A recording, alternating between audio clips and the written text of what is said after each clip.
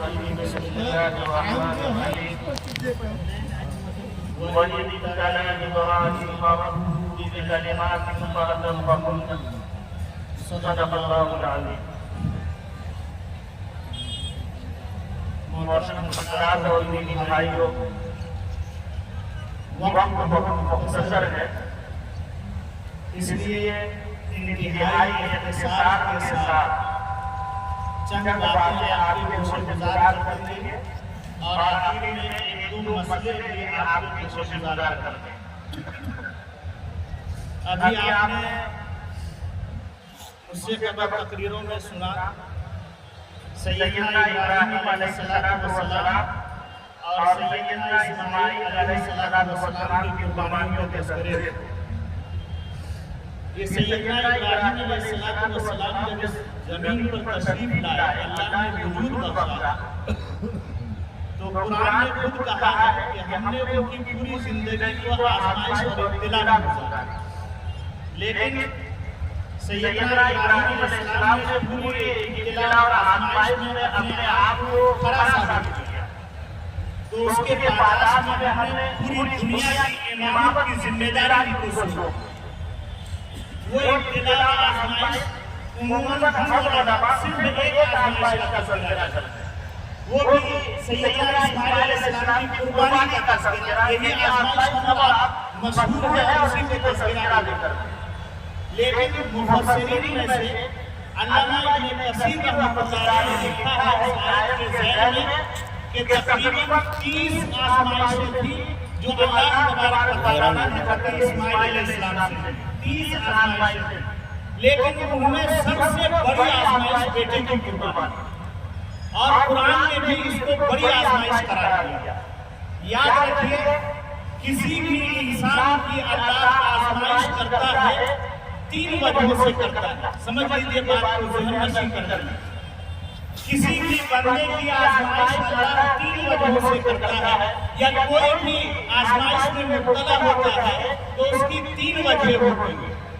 پہلی وجہ یہ ہے کہ انسان گناہ میں لطفت ہوتا ہے، جس کی بنیاد پر اس کے سامنے مشکلات ہوتے ہیں، مسائل آتے ہیں، آزمائشوں کے انبار لگ جاتے ہیں گناہ کے بعد. اللہ تبارک و تعالیٰ اس بندے کو گناہ کی وجہ سے بھی آزماتا ہے.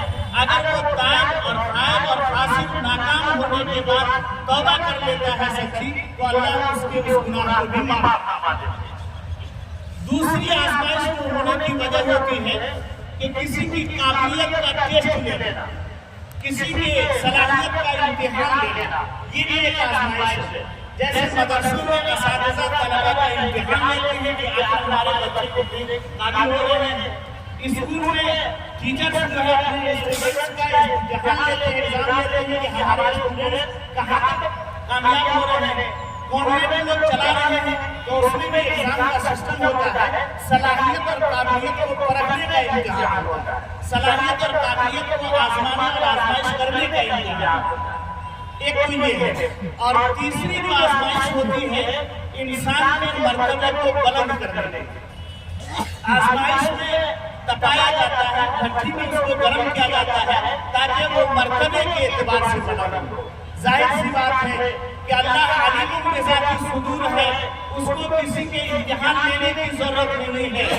اگر وہ گناہ کی وجہ سے امتحان لے رہا ہے تو بندے کو محسوس ہو جانا چاہیے کہ ہمارا برا وقت آ رہا ہے. تو اسے آنا چاہیے کہ اللہ نے ہمیں صلاحیت دی، اس کے ذریعے سے مجھے آزمایا جا رہا ہے. اور یہ جو آخری امتحان ہے کہ اس کے مرتبے کو بلند کرنا، ظاہر سی بات ہے نبی کا امتحان گناہ کی وجہ سے نعوذ باللہ نہیں ہو سکتا. نبی کا امتحان اگر ہوگا تو نبی کے مراتب اور مرتبے کو بلند کرنے کے لیے ہوگا، تربیت دینے کے لیے ہوگا.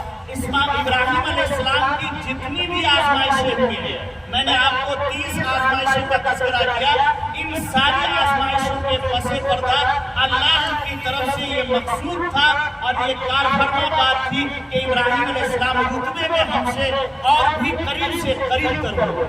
یہی امتحان کا مقصد تھا. ان میں سے کچھ بنیادی امتحان کا ہم تذکرہ کر دے رہے ہیں.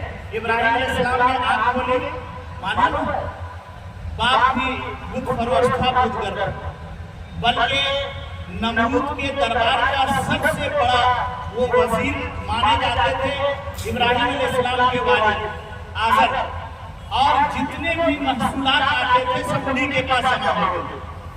वहाँ ये सिस्टम था कि पैदावार जितनी भी हो वो ला करके दरबार में रखा जाए और आज़र उसको वसूल करता और बादशाह के सामने ये महसूल लाने वाला सजदा बजा लाना।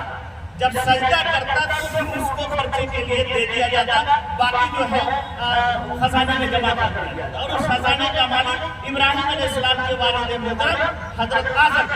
अब अंदाजा कीजिए इतने बड़े पुरोहित थे, वो बुत बनाते भी थे, बुत तराशते भी थे, मंडियों में बुत बेचा भी करते थे। ऐसे घराने में सैयदना इब्राहिम अलैहिस्सलाम की पैदाइश हुई। आँख खोली, देखा इधर बुत, इधर बुतपरस्ती, इधर सजदा, इधर उधर झुकना। इब्राहिम अलैहिस्सलाम परेशान कि आखिर ये मामूल क्या? यहीं से आजमाइश हुई। आपने अपने अब्बा को दावत दी कि आप ये क्या कर रहे हैं, ये क्यों इस जगह सजदा कर रहे हैं? ये तो कोई नफा देने वाला नहीं, न नुकसान पहुंचाने वाला है। अगर इनके सामने मिठाइयाँ रख दे, चूहिया आकर के उसको खा ले, तो उसके अंदर सलाहियत नहीं कि उस चूहिया को भगा सके। अगर मक्खियाँ इनके ऊपर बैठ जाए तो इनके अंदर इतनी सलाहियत नहीं कि वो मक्खियों को उड़ा सके। आप क्यों इसका सजदा करते हैं, क्यों इसकी परस्तिश करते हैं? इब्राहिम अलैहिस्सलाम के वालिद मोहतरम ने धमकी दी, सुनो, अगर तुमने ये सब बातें कहीं नहीं छोड़ी और हमारे धर्म की तरफ नहीं लौटे, लगर जोमन न का, तो हम तुमको पत्थर से संसार कर देंगे, पत्थर मार मार करके तुमको हलाक कर देंगे। वह जुर्मी मलिया, फिर ये क्या कि उनको घर से निकाला। इम्तिहान दस्तरेज हो रहे हैं, लेकिन इब्राहिम अलैहिस्सलाम सजदा नहीं कर रहे हैं। तो इब्राहिम अलैहिस्सलाम को बुलाया गया, कहा कि सुना है कि तुम मेरे अलावा किसी और को खुदा मानते हो?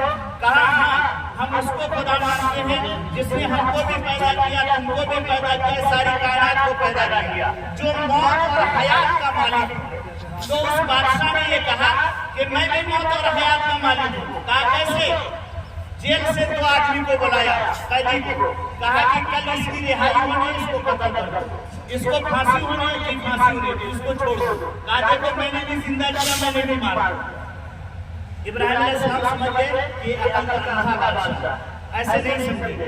कहा कि अच्छा सुनो, अगर तुम अपने आप को खुदा मानते हो तो मेरे एक सवाल का जवाब दे दो, मैं तुम्हारी खुदाई को तस्लीम कर दूंगा। पूछा क्या कि इन्नल्लाह यस्ती बिशम से मेरा मशरिक़ फअत बिहा अल-मग़रिब, मेरा रब वो है जो हमेशा सूरज को पूरब से उगाता है। अगर तुम अपने आप को रब मानते हो, खुदाई का दावा करते हो, तो जरा एक दिन सूरज को पश्चिम से उगा करके देखो, तो कुफ्र हद का बदला। जाहिर सी बात है, जब बातिल दलीलों से नहीं मानता है, दलील से हार जाता है, तो उसके बाद जो है उसके खिलाफ सफारा हो जाता है। चुनांचे आगे इकट्ठा की गई, इतनी बड़ी आग जलाई गई कि इंसान उसके करीब नहीं जा सकता था। फिजाओं ने उसके ऊपर परिंदे परवाज नहीं कर सकते थे उसकी लिपट के सामने, और कहा कि इब्राहिम को उसमें डाल दिया जाए।